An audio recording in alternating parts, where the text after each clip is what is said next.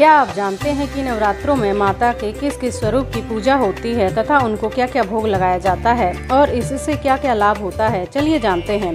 पहले नवरात्रि को माँ शैलपुत्री की पूजा होती है। माता शैलपुत्री पर्वतराज हिमालय की पुत्री हैं, इसलिए इनका नाम शैलपुत्री पड़ा।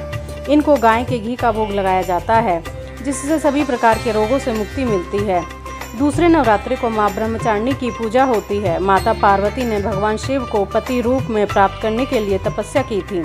इसी रूप को माँ ब्रह्मचारिणी कहते हैं। इनको पंचामृत या मिश्री का भोग लगाया जाता है, जिससे आयु में वृद्धि होती है।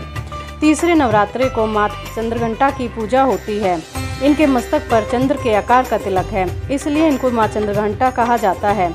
इनको दूध से बनी मिठाइयों का भोग लगाया जाता है, जिससे मानसिक और आर्थिक व शारीरिक कष्टों से मुक्ति मिलती है। चौथे नवरात्रि को माँ कुष्मांडा स्वरूप की पूजा होती है। ब्रह्मांड को उत्पन्न करने की शक्ति प्राप्त करने के बाद उन्हें कुष्मांडा कहा जाने लगा। उदर से अंड तक वह अपने भीतर ब्रह्मांड को समेटे हुए हैं, इसलिए कुष्मांडा कहलाती हैं। इनको मालपुए का भोग लगाया जाता है, जिससे बुद्धि में वृद्धि होती है तथा सही निर्णय लेने की क्षमता आती है। पांचवें नवरात्रि को माँ स्कंद माता की पूजा होती है। माँ पार्वती के पुत्र कार्तिकेय का नाम स्कंद भी है, इसलिए वह स्कंद माता कहलाती हैं। इनको केले का भोग लगाया जाता है, जिससे स्वास्थ्य अच्छा रहता है।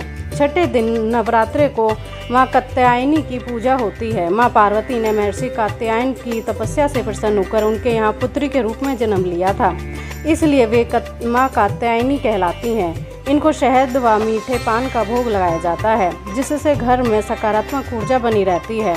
सातवें दिन माँ कालरात्रि की पूजा होती है। माँ पार्वती काल का विनाश करने वाली हैं, इसलिए इन्हें कालरात्रि कहा जाता है।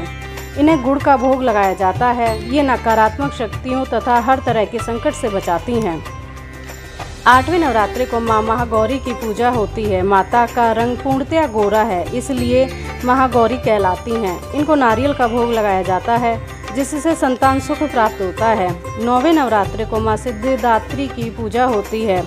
जो भक्त पूर्णतया इन्हीं को समर्पित रहता है, उसे माँ हर प्रकार की सिद्धि देती हैं, इसलिए इन्हें सिद्धिदात्री कहा जाता है। इन्हें अनार तथा हलवा पूड़ी का भोग लगाया जाता है, जिससे हर तरह की अनहोनी से मुक्ति मिलती है या उनके बचाव होता है।